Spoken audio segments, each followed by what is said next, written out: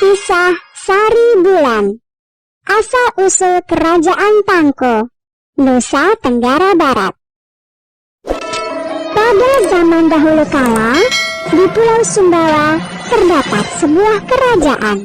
Suatu malam, Datuk Pandai, sang putra mahkota, bermimpi bahwa dia menikah dengan seorang perempuan bernama Sari Bulan.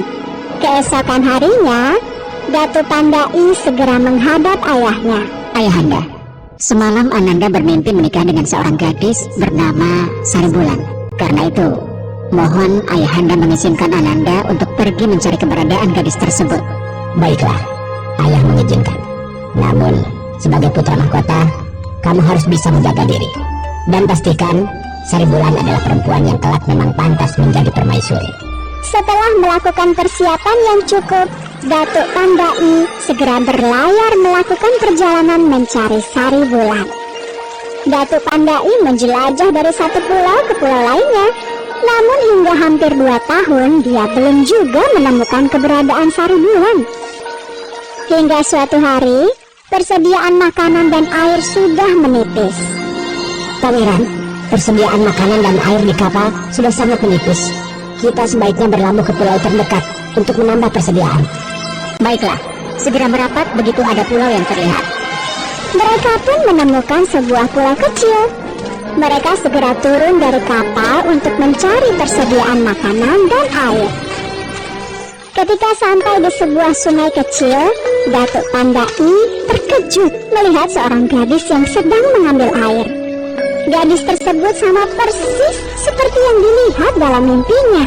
Datuk Pandai segera mendekati gadis tersebut. Adinda, maafkan jika aku mengejutkanmu. Kalau boleh tahu, apakah namamu Sari Bulan? Iya, benar. Siapakah tuan ini? Dari mana tuan tahu nama saya? Di mana rumahmu? Tolong antarkan aku untuk bertemu ayahmu. Sari Bulan yang masih kebingungan segera mengantar Datuk Pandai menemui ayahnya. Maafkan atas kedatangan saya yang tiba-tiba ini, Paman. Perkenalkan, nama saya Datuk Pandai. Datuk Pandai segera menceritakan mimpinya dan perjalanannya yang jauh untuk menemukan Sari Bulan. Mungkin ini yang disebut bahwa jodoh terikat dengan takdir. Tentu saja, saya mengizinkan Sari Bulan menikah dengan pangeran. Hanya saja, putri saya bukan dari kalangan bangsawan. Apakah pangeran bisa memperlakukan putri saya dengan baik? Pamanda, pernikahan tidak melihat bangsawan atau rakyat jelata. Semua manusia sama di sisi Tuhan. Sari Bulan akan menjadi permaisuri kerajaan setelah menikah dengan saya. Ayah Sari Bulan sangat bahagia mendengar jawaban Datuk Pandai. Dia pun segera merestui pernikahan putrinya dengan Datuk Pandai. Datuk Pandai dan Sari Bulan pun segera menikah. Pesta pernikahan digelar secara besar-besaran selama 7 hari 7 malam. Ketika Sari Bulan sudah hamil 7 bulan, Datuk Pandai meminta izin kepada ayah mertuanya untuk kembali ke istana bersama Sari Bulan. Ayahanda, tidak lama lagi Ananda akan dinobatkan sebagai raja. Untuk itu, Ananda meminta izin untuk kembali ke istana bersama Sari Bulan. Baiklah, Ananda Datuk Pandai. Tolong jagalah baik-baik Sari Bulan yang sedang hamil tua. Dan pesanku, selama dalam perjalanan, janganlah singgah di Pulau Dewa. Di sana banyak setan dan bisa mencelakainya. Sari Bulan dan Datuk Pandai segera berlayar kembali menuju istana. Dalam perjalanan, tiba-tiba Sari Bulan ingin makan daging rusa. Kakanda, tiba-tiba aku ingin makan daging rusa. Bisakah Kakanda mencarikan daging rusa? Datuk Pandai pun segera menuju pulau terdekat dan membawa para pengawalnya berburu rusa. Sedangkan Sari Bulan ditinggal sendirian di dalam kapal. Datuk Pandai tidak menyadari bahwa pulau tersebut adalah Pulau Dewa. Meninggalkan Sari Bulan sendirian di kapal adalah kekeliruan besar yang telah diperbuatnya. Sesosok iblis yang bernama Kunti mendatangi kapal dan melemparkan Sari Bulan ke dalam laut. Kunti mengetahui bahwa Datuk Pandai putra mahkota. Dia berharap bisa menjadi permaisuri. Setelah melemparkan Sari Bulan ke laut, Kunti segera memakai baju dan perhiasan milik Sari Bulan. Datuk Pandai yang kembali ke kapal terkejut melihat keadaan kapal yang porak-poranda. Dia juga semakin terkejut ketika melihat sosok perempuan berwajah buruk tetapi memakai pakaian milik Sari Bulan. Datuk Pandai pun sadar dia telah datang ke Pulau Dewa. Dia mengira bahwa Sari Bulan telah dikutuk menjadi perempuan berwajah buruk dan kehilangan bayinya. Setibanya kembali ke istana, Datuk Pandai segera dinobatkan sebagai raja. Sedangkan Kunti yang dikira Sari Bulan pun menjadi permaisuri. Namun sikap Kunti sangat gila hormat dan sombong.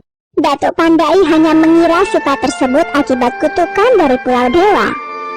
Sedangkan Sari Bulan, bagaimanakah nasibnya? Sementara itu, Sari Bulan ternyata tidak tenggelam ketika dilemparkan ke laut oleh Kunti. Seekor kepiting raksasa menolong Sari Bulan dan mengantarkannya ke pulau tempat di mana kerajaan Datuk Pandai berada. Nah, aku hanya bisa mengantarkanmu sampai di sini. Terima kasih, kepiting. Sungguh, aku berhutang jasa kepadamu. Aku tidak tahu cara membalasnya. Sudahlah, Sari Bulan, tidak perlu berterima kasih. Sebagai sesama makhluk Tuhan, kita harus tolong-menolong. Sari Bulan segera berjalan memasuki pulau tersebut. Dia memasuki hutan dan terus berjalan selama beberapa bulan. Ketika dalam perjalanan di hutan itu, Sari Bulan pun melahirkan seorang bayi laki-laki. Bayi laki-laki itu pun diberi nama Aipat. Untuk memenuhi kebutuhan sehari-hari, Sari Bulan berladang di tengah hutan tersebut. Dia juga membuat gubuk sederhana sebagai tempat berteduh. Sari Bulan tinggal di hutan itu hingga Aipat sudah tumbuh sebagai anak yang lucu. Suatu hari, sepasang suami istri yang sudah tua pergi jauh ke dalam hutan untuk mencari madu. Mereka pun bertemu dengan Sari Bulan dan Aipat. Siapakah engkau? Kenapa engkau berada di sini? Sari Bulan hanya menjawab bahwa dia terdampar dari laut dan sudah lama tinggal di hutan itu. Sari Bulan tidak mengatakan bahwa sebenarnya dia istri dari Datuk Pandai. Dia khawatir Kunti akan mencelakakan Aipat yang masih kecil. Tangko dan istrinya membawa Sari Bulan beserta Aipat ke rumahnya. Mereka yang tidak memiliki anak menganggap Sari Bulan sebagai anaknya dan Aipat sebagai cucunya. Sari Bulan yang merasa berhutang budi kepada Tangko dan istrinya pun bekerja giat membantu pekerjaan rumah. Tidak terasa, sudah bertahun-tahun lamanya Sari Bulan dan Aipat menjadi bagian dari keluarga Tangko. Aipat pun sudah tumbuh menjadi remaja yang sehat dan kuat. Aipat sangat menggemari berburu di hutan dengan naik kuda. Hampir setiap hari Aipat pergi berburu ke hutan dengan kuda kesayangannya. Suatu hari, Datuk Pandai mengadakan lomba pacuan kuda. Siapa saja diperbolehkan ikut. Hadiah bagi pemenangnya tidak tanggung-tanggung, yaitu mahkota kerajaan. Bagi peserta yang bisa menang, termasuk mengalahkan Datuk Pandai, akan diangkat menjadi raja. Aipat yang mendengar perlombaan tersebut pun tidak ketinggalan ikut serta. Sebelum berangkat, Aipat memohon restu kepada ibunya. Kalau kita memenangkan lomba ini, maka aku akan menjadi raja. Dan setiap hari akan ada rumput segar kualitas terbaik untukmu. Aipat yang setiap hari berburu dengan kudanya pun dengan mudah mengalahkan para peserta lomba. Kuda Aipat berlari paling kencang dan meninggalkan lawan-lawannya jauh di belakang. Setelah berhasil mengalahkan para peserta lomba, Aipat pun harus melawan Datuk Pandai. Anak muda, jika kamu bisa mengalahkan, maka besok aku nobatkan kamu sebagai penggantiku. Tidak seperti peserta lainnya, ternyata kuda Datuk Pandai sangat kencang berlari. Aipat terus memacu kudanya dengan sangat kencang.